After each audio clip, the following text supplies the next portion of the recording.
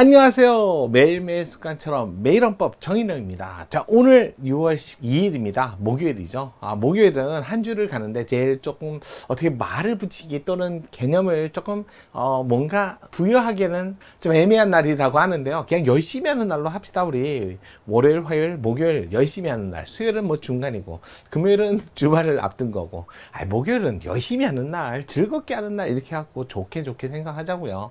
자, 매일헌법 하면서 오늘도 여러분의 생각과 여러분의 실력을 높여주는 그런 기회가 됐으면 좋겠습니다. 자, 정인영입니다. 오늘 25년 상반기 비상 대비 업무 담당자 문제입니다. 인간다운 생활할 권리 문제 볼게요. 자, 인간다운 생활할 권리 설명으로 옳지 않은 것을 골라보세요 라는 문제입니다. 자, 일단은 틀린 질문 골라라는 건데 기본적인 내용은 좀 하고 가야죠. 자, 인간다운 생활할 권리 34조 이거 언제 들어왔어요? 5차 헌법 때, 5차 개헌. 요때 처음 우리나라 헌법에 유입됐고요. 인간다운 생활할 권리에서는 적어도 물질적 생활에 필요한 최소한의 급부는 경우에 따라 직접 도출되기도 합니다. 직접. 그렇기 때문에 이거 구체적 기본권이다 많이 나오죠. 기본권이다. 하지만 그 이상을 요구할 때는 반드시 개별 법률이 마련돼야만 된다. 마련돼야만 가능하다. 이렇게 된다는 거죠. 개별 법률 입법이 마련돼야 된다. 그 입법제랑의 입법제랑 형성이 있어야죠. 그래서 이걸 뭐라 한다? 추상적 기본권이다. 이렇게 표현을 하죠. 자, 인간다운 생활할 권리, 복지, 그다음에 보장, 뭐 이런 여러 가지 있죠. 그다음에 유일하게요. 우리나라 헌법 조문 중에 자에 대한 규정이 마련된 게요. 유일하게 34조 인간다운 생활할 권리요. 나머지에는 장애자에 관한 규정이 전혀 마련되지 않았어요.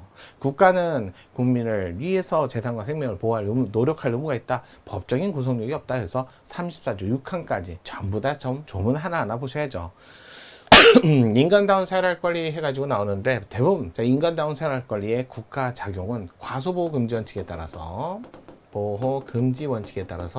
저도 최소한의 보호를 안 했으면 안 되죠. 그래서 최소한의 급부만큼은 경우에 따라서 직접 나온다는 거예요. 과소보호 금지 원칙 밑으로 떨어지지 않고 그 이상 얼마큼 보장할지는 입법재량이 넓기 때문에 그건 모든 것을 종합적으로 고려해서 나온다. 그러다 보니까 반드시 장애인을 위한 저상버스 도입이 최우선 과제다. 이렇게는 논의 안 해요. 자, 밑으로 떨어지지 마세요. 과소보호 금지 원칙 전혀 안 했다. 또 취한 조치가 매우 불충분하거나 매우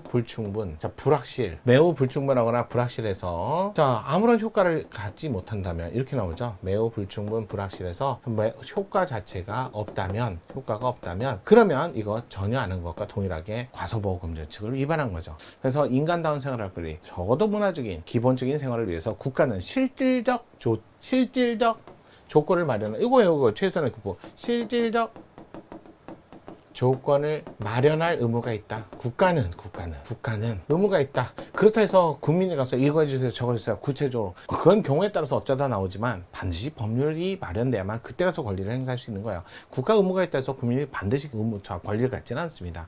인간다운 생활 권리 솔직히 내용적인 건 그렇게 크진 않아요.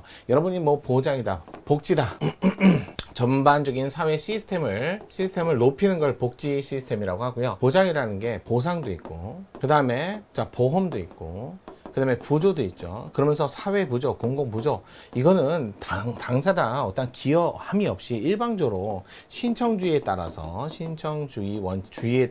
그 다음에 일방적으로 주어지는 그러면서 만족스럽게 줄 수는 없고요. 자, 스스로 일어날 수 있을 만큼의 최소한의 보호 조치를 해주는 거죠. 그 다음에 보험 요거는요, 건강보험, 그 다음에 연금보험 요거 나오는데 이게 가입이 강제되고 강제 징수도 합니다. 강제 징수. 그래 운영이 돼요. 이게 강제적 징수 이렇게 안 하면 운영이 안 됩니다. 이런 식으로 합헌이죠. 특히 연금. 우리나라에서는 연금 혜택을 받는 분이 또다시 다른 어떤 최저임금 이상을 받는 그런 직업이 생겼다? 일시정지한다는 거죠. 그것도 전부가 아니라 일부 정지. 이런 것들 나오는 거죠. 또 요즘에 건강보험 3달 이상 못 내면 어쩔 수 없죠. 다시 낼 때까지는 보험 혜택을 일단은 주지 않다가 수혜를 주지 않다가 다시 가입할 수 있도록 계속 유지할 수 있도록 여러 가지 방안을. 하지만 외국인인데 조건 6개월 이상 거주하면 외국인도 보험료를 내고 건강보험 혜택을 받을 수 있지만 1개월만 안 내도 바로 끊어버린다. 그건 너무 심했다. 이런 판례가 요즘에 들어서 조금씩 보이기 시작하는 거예요. 아유, 여기는 보상이라고서 23조 사망에, 자, 공영 수용했을 때 손실보상, 그 다음에 28조 형사보상, 이런 식으로 개별법에 근거 있어야만 가능하기 때문에 이건 개별법, 개별기본권에서 했던 거고요. 그래서 이런 것들을 좀 보시면서 일반적으로 문제를, 판례를, 최근 판례까지 조금 더 이해를 해주시면 좋을 것 같아요. 옳지 않은 거, 틀린 질문을 골라라. 직장가입자 소득 월 보험료 일정 기간 이상 체납, 3개월, 4개월 이렇게 했을 때 분납을 한다든지 또는 여러 가지 보험 혜택을, 보험 납부할 수 있도록 유도를 합니다. 자, 체납한 보험료를 완납할 때까지는 국민건강보험공단이 가입자 피부양자 보험급여를 일시적으로 정지하도록 할 수 있도록이에요. 단정해서 못하면 바로 끊는 게 아니라 할 수 있도록. 건강보험법, 자, 조항은 일정한 기한 내에 체납된 보험료를 완납하면요, 보험급여 일정하게 인정하는 등 가입자가 과도한 불이익을 입지 않도록 배려하고 있으므로 이 정도는 침해하지 않는다. 맞아요. 자, 요 판례는 역사가 좀 있었죠. 공무원, 이게 뭐 교육공무원법, 공무원법 또는 군인연금법 다 있었어요. 자, 우리나라 퇴직 이후의 범죄를 가지고 퇴직금 일부를 감액한다. 위헌받았죠. 또 재직 중의 사유로 1류조로 고의나 중과실을 따지지 않고 1류조로 퇴직금 일부를 삭감한다. 그것도 또 헌법불합치 결정 받고 나서 2009년에 헌법불합치 결정 받고 나서 2009년 판례였죠. 그래서 이제 개정된 법이에요. 개정된 법, 개정된 법. 과실로 인한 경우 관련 없을 때, 또 소속 장관의 정당한 의무, 직무 명령에 따르다가 과실로 인한 경우는 이거는 업무를 하다한 거니까 또 과실 정도는 경과실, 이 정도는 고의가 아니잖아요. 이걸 제외하고 재직 중의 사유로 금고 이상, 그러면 고의범이라는 거잖아요. 고의범. 과실범은 뺐으니까요. 퇴직금 일부를 감액토록 규정한 거, 이게 개선 입법은 반하지 않는다죠. 이건 개선된 입법에 대해서 합헌이다. 그래서 2번이 틀렸다. 3번 퇴직연금 수급자가 유족연금을 함께 받게 된 경우 유족연금의 2분의 1을 빼고 지급하도록. 어쩔 수 없어요. 이게 누구나 다 만족스럽게 풍족하게 이렇게 줄 수 있는 게 아니잖아요. 재원, 공익 여러 가지를 고려해 볼 때 2번 지급을 막아야죠. 따라서 공무원 퇴직연금 급여 수준, 연금, 유족연금 특성, 사회보장 기본 원리를 종합적으로 고려해서 유족연금의 2분의 1을 감액해서 지급하도록 한 건 이 정도는 침해하지 않는다. 같이 가자. 자, 기초연금법에